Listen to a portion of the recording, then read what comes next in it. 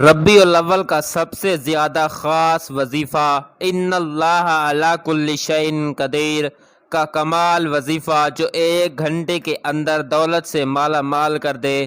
بسم اللہ الرحمن الرحیم۔ محترم ناظرین، وظیفہ ربیع الاول کے مہینے کا ہے۔ اس مہینے کو جو چھوٹا سا آپ کو وظیفہ بتاؤں گا، اس وظیفے کو ربیع الاول میں چلتے پھرتے کسی بھی وقت آپ لوگ پڑھ لینا، انشاءاللہ پوری زندگی پیسوں کی تنگی نہیں رہے گی۔ پوری زندگی اگر آپ لوگ دھکے کھاتے رہے ہو، پوری زندگی اگر آپ لوگوں کی غریبی میں گزر چکی ہے، تو یہ چھوٹا سا وظیفہ لازمی پڑھ لینا۔ جو بھی آپ کی حاجتیں ہوں، مرادیں ہوں، آپ لوگ چاہو تو اس وظیفے میں نمایاں نیت بھی کر سکتے ہو۔ اگر نیت نہ بھی کرو تو یہ وہ طاقتور وظیفہ ہے۔ صرف اس وظیفے کو پڑھنے کے بعد اللہ پاک سے آپ لوگ دعا مانگ لو، جو دعا مانگنی ہو اللہ پاک سے مانگ لو۔ بڑی گاڑی مانگ لو، چاہے دولت مانگ لو، چاہے آپ لوگ ذاتی مکان مانگ لو، چاہے کوئی بڑی رقم مانگ لو۔ یہ وہ مجرب وظیفہ ہے کہ اگر آپ لوگ یہ چلتے پھرتے اگر پڑھ لیتے ہو، انشاءاللہ پوری زندگی آپ کو پیسوں کی تنگی نہیں رہے گی۔ پوری زندگی اگر آپ کی مانگ مانگ کر گزر چکی ہے، پوری زندگی اگر آپ لوگ پریشان رہے ہو، کافی مہینوں سے پریشان ہو، کافی سالوں سے پریشان ہو، تو انشاءاللہ اللہ پاک کے حکم سے آپ لوگ یہ وظیفہ لازمی پڑھ لینا۔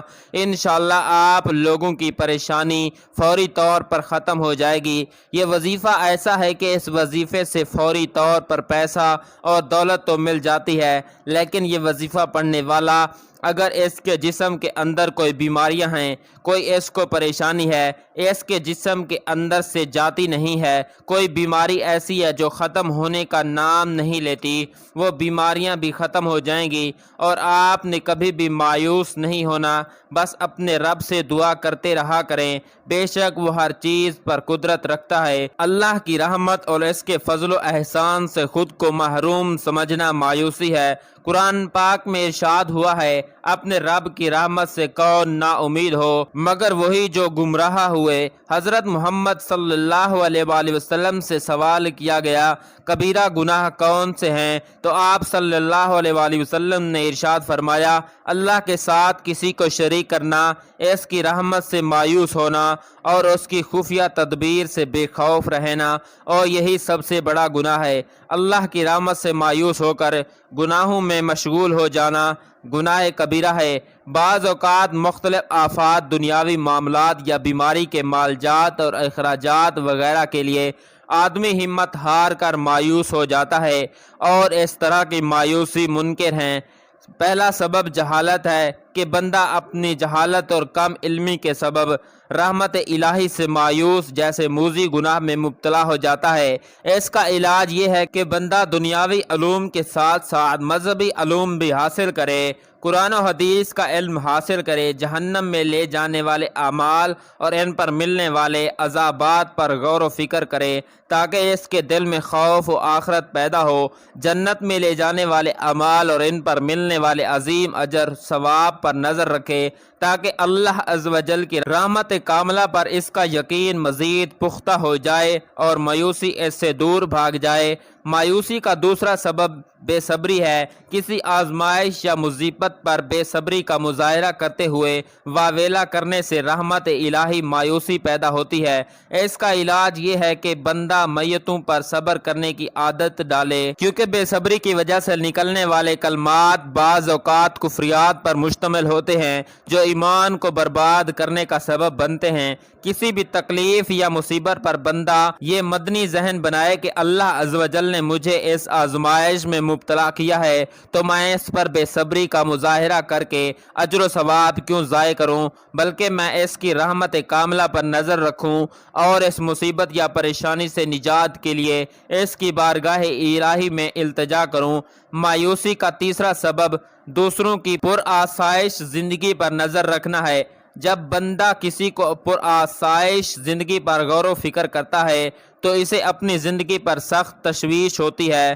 یوں بندہ اس وقت انہی سے مایوس ہو جاتا ہے۔ اس کا علاج یہ ہے کہ بندہ دوسروں پر نظر رکھنے کی بجائے اپنی زندگی پر غور و فکر کرے، رب عز و جل کا شکر ادا کرتے ہوئے قناعت اختیار کرے، یہ مدنی ذہن بنائے کہ جس رب عز و جل نے اسے پر آسائش زندگی عطا فرمائی ہے، یقیناً وہ مجھے ویسے ہی زندگی عطا کرنے پر قادر ہے، لیکن یہ اس کی مصلحت ہے اور میں اس کی مصلحت پر راضی ہوں۔ نیز چندہ اس بات پر بھی غور کرے کہ جو شخص دنیا میں جتنی پر آسائش زندگی بسر کرے گا، ہو سکتا ہے کل بروز قیامت اسے اتنا ہی سخت حساب و کتاب دینا پڑے۔ لہٰذا پر آسائش زندگی کی خواہش کرنے کی بجائے سادہ طرز زندگی اپنانے ہی میں عافیت ہے۔ مایوسی کا چوتھا سبب بری صحبت ہے۔ جب بندہ ایسے دنیا دار لوگوں کی صحبت اختیار کرتا ہے جو خود مایوسی کا شکار ہوتے ہیں، تو ان کی صحبت کی وجہ سے یہ بھی مایوسی کا شکار ہو جاتا ہے۔ اس کا علاج یہ ہے بندہ سب سے پہلے ایسے لوگوں کی صحبت ترک کر کے نیک پرہیزگار اور متقی لوگوں کی صحبت اختیار کرے، اللہ والوں کے پاس بیٹھے تاکہ مایوسی کے سیاہ بادل چھٹ جائیں اور ہر مصلحت الہی پر یقین کی بارش نازل ہو۔ یہ ایک حقیقت ہے کہ شیطان انسان کا کھلا دشمن ہے۔ اس کی ہمیشہ یہ کوشش رہتی ہے کہ انسان کو خدا سے دور کر دے۔ جب ایک بار وہ انسان کو خدا کے راستے سے بھٹکانے میں کامیاب ہو جاتا ہے، پھر اس کی اگلی چال یہ ہوتی ہے کہ وہ انسان کو خدا کی رحمت سے مایوس کر دے، اس طرح اسے ہمیشہ رب کی نافرمانی والے راستے پر چلاتا رہے۔ لیکن اللہ تعالیٰ نے انسان کو جس کی سب سے زیادہ امید دلائی ہے وہ اس کی رحمت ہی ہے۔ رحمت اللہ تعالیٰ کی صفات میں سے ایک صفت ہے، اور یہ وہ صفت ہے جو کائنات کی ہر چیز پر حاوی ہے۔ پوری کائنات رحمت الہی کے مظہر ہے۔ اس لیے قرآن مجید میں ارشاد فرمایا، میری رحمت ہر چیز سے وسیع ہے۔ قرآن پاک نے خدا کی کسی صفت کو بھی اس کثرت کے ساتھ نہیں دہرایا جس قدر اس کی رحمت ہے۔ اگر قرآن کے وہ تمام مقامات جمع کیے جائیں جس میں رحمت کا ذکر کیا گیا ہے تو وہ 3 سے زائد ہوں گے۔ اس کی رحمت کی کوئی حد اور کوئی انتہا نہیں ہے، اس لیے کہ یہ اس خدا کی صفت ہے جس کی اپنی کوئی حد نہیں۔ آپ صلی اللہ علیہ وآلہ وسلم نے فرمایا کہ جب بندہ کہتا ہے یا رب یا رب یا رب، تو اللہ تعالیٰ فرماتا ہے لبیک عبدی، مان رب یا رب، تو اللہ تعالیٰ فرماتا ہے لبیک عبدی، مانگ تجھے عطا کیا جائے۔ اس لیے اپنے رب کی رحمت پر بھروسہ رکھو اور اس کی رحمت سے مایوس نہ ہو، اور رب سے سنتے رہو۔ بے شک وہ تمام جہانوں کا خالق و مالک ہے اور وہ ہر چیز پر قادر ہے، تو اس پر یقین رکھو، وہ آپ کے تمام مسائل حل کر دے گا۔ میرے بھائیوں، میری بہنوں، آج کا جو وظیفہ میں آپ کو بتانے جا رہا ہوں یہ بڑا ہی طاقتور وظیفہ ہے۔ یہ سمجھ لیں، یہ جو وظیفہ آج آپ کو بتا رہا ہوں یہ دولت کا بادشاہ وظیفہ ہے۔ اب آپ یہ طاقتور وظیفہ سمجھ لو۔ ویڈیو کو بار بار آگے پیچھے مت کرو، ویڈیو پر اچھی طرح سے آپ لوگ جڑے رہو تاکہ آپ لوگ جب یہ وظیفہ پڑھنے لگو تو آپ سے کسی قسم کی کوئی بھی غلطی نہ ہو۔ پھر کہتے ہو وظیفہ سمجھ نہیں آ رہا، ہمیں وظیفے سے فائدہ نہیں ہوا، تو آپ لوگ مکمل ویڈیو جب تک دیکھو گے نہیں، میں جس ترتیب سے بتاؤں گا اسی ترتیب سے کرو گے نہیں، تو آپ کا فائدہ نہیں ہوگا۔ اس لیے ویڈیو مکمل دیکھو، جس طرح بتایا جا رہا ہے اسی طریقے سے یہ عمل کر لینا۔ جس دن ربیع الاول شروع ہوگا آپ لوگ یہ وظیفہ اسی دن چلتے پھرتے پڑھ لینا۔ آپ لوگ گھر میں ہو، دکان میں ہو، آفس میں ہو، دفتر میں ہو، مدرسے میں ہو، جہاں کہیں آپ موجود ہو، آپ لوگوں کو جگہ کی کوئی پابندی نہیں ہے، نہ ہی وقت کی پابندی ہے۔ آپ لوگ کسی بھی جگہ پر بیٹھ کر پڑھ سکتے ہو اور کسی بھی وقت پڑھ سکتے ہو۔ بڑا ہی کمال کا وظیفہ ہے اور بڑا ہی آسان سا وظیفہ ہے، اور 1 منٹ کے اندر اندر انشاءاللہ آپ لوگوں کو اتنا وقت بھی نہیں لگے گا۔ بڑا ہی آسانی سے مختصر ٹائم کے اندر آپ لوگ یہ وظیفہ پڑھ لیں گے۔ سب سے پہلے جب بھی آپ لوگ یہ وظیفہ پڑھنا شروع کریں تو سکون سے سب سے پہلے ایک جگہ پر بیٹھ جائیں، بسم اللہ الرحمن الرحیم پڑھیں۔ سب سے پہلے گھر میں، خواہ دکان میں ہو، جہاں کہیں موجود ہو، سکون سے بیٹھ جائیں۔ کوئی بھی وقت ہو، بسم اللہ الرحمن الرحیم 1 مرتبہ پڑھ کے کہ آپ کو یہ وظیفہ شروع کرنا ہے۔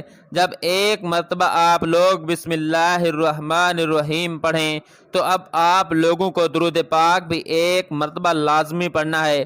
اول آخر درود پاک تو آپ کو لازمی پڑھنا ہے۔ اس سے وظیفے کے فوائد جو ہیں وہ بڑھ جاتے ہیں، تو آپ لوگ درود پاک بھی لازمی پڑھا کریں۔ تو ایک مرتبہ آپ لوگ سب سے چھوٹا درود پاک صلی اللہ علیہ وآلہ وسلم، یہ سب سے چھوٹا سب سے آسان درود پاک ہے، آپ یہ پڑھ لیں۔ درود ابراہیمی آپ کو یاد ہو تو آپ وہ پڑھ لیں۔ جو درود پاک آپ کو یاد ہو وہ درود پاک آپ پڑھ سکتے ہیں۔ ایک مرتبہ میرے ساتھ بھی درود پاک پڑھ لیں تاکہ ثواب ہو۔ اللہم صلی علی محمد وعلی آل محمد کما صلیت علی ابراہیم وعلی آل ابراہیم انک حمید مجید۔ اللہم بارک علی محمد وعلی آل محمد کما بارکت علی ابراہیم وعلی آل ابراہیم انک حمید مجید۔ جب درود پاک پڑھ لیں تو آپ کو اس کے فوراً بعد ایک دعا جو بڑی آسان سی دعا ہے، اللہ لا الہ الا اللہ وحدہ لا شریک لہ، ایک مرتبہ میں نے پڑھ لیا، آپ کو بھی پہلے ایک مرتبہ پڑھنا ہے، پھر دوسری مرتبہ پڑھیں۔ 2 مرتبہ میں نے پڑھ لی، آپ کو 7 مرتبہ پڑھنی ہے۔ درود پاک پڑھنے کے بعد سب سے پہلے بسم اللہ الرحمن الرحیم پڑھنا ہے، پھر ایک مرتبہ آپ لوگوں کو درود پاک پڑھنا ہے، پھر اس کے بعد آپ وظیفہ سمجھ لیں تو پھر آپ سے وظیفہ کرتے وقت غلطی نہ ہو۔ اب آپ لوگوں کو ایک اسم پڑھنا ہے، اس کو آپ لوگ تو تسبیح کے دانوں پر پڑھ لیں یا تو ہاتھوں کی انگلیوں پر پڑھ لیں یا مجیب۔ اس وظیفے کو آپ کو 21 مرتبہ پڑھنا ہے۔ میرے بھائیوں اور میری بہنوں، 3-4 وظائف ملا کے پورا ایک عمل کرنا ہے اور کمال کا اور آسان سا عمل ہے۔